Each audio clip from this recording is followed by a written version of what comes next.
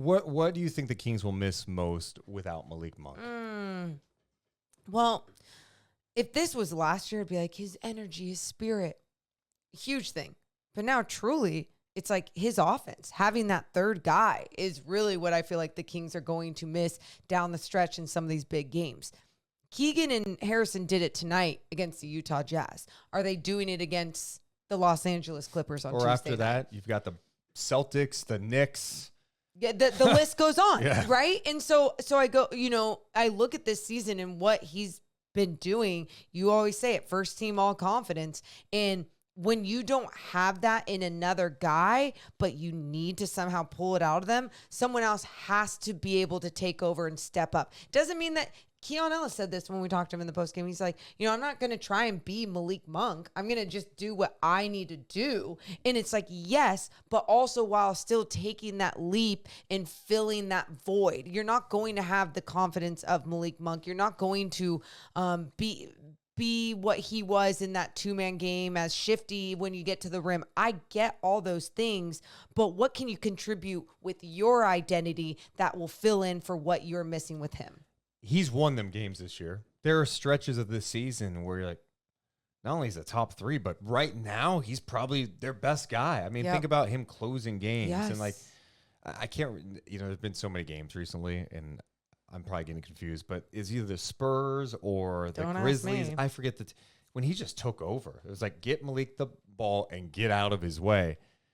It's definitely a huge blow for this team. And I am eager to see how they respond. Like tonight was a good first step against the Utah Jazz. Now I'm like, all right, what's this look like when you take on the Clippers? What's this look like when you take on a Knicks team that is so tough? That lost, by the way, a heartbreaker in OKC tonight against the Thunder. What's this look like when you take on the Celtics? It's going to be tough. And I think what's so fascinating about all of this too is that when I saw people today at Golden One Center, the amount of people wearing Monk jerseys and just point at it and look at me and just go sad or like depressed and down, and that type of energy was there before the game. Like, what are we gonna do? Feeling lost.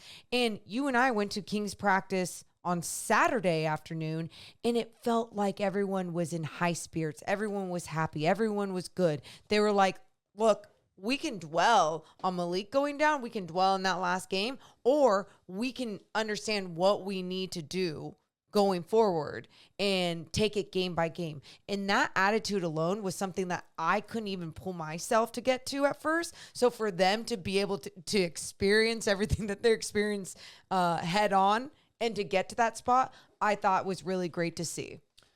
The Kings announced yesterday he would be reevaluated in 4 weeks. So that puts you, end of April-ish.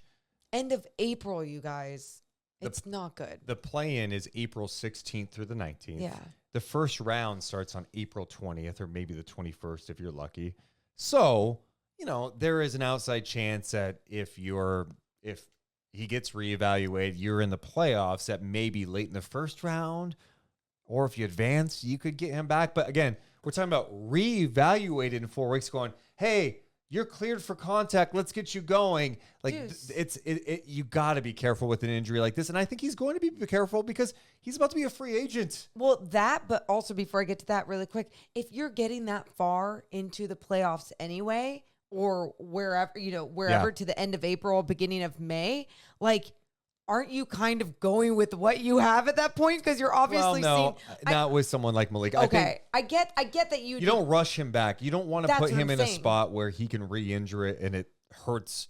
No, but you also don't just give him spots to get things going. You got to make sure that he's 100% by the time he'd be coming back, when he is reevaluated. So what does that mean? I don't know. And you're exactly right. When you look at going into this next season, you go money is on the table. You do not screw with that type of money. You just don't.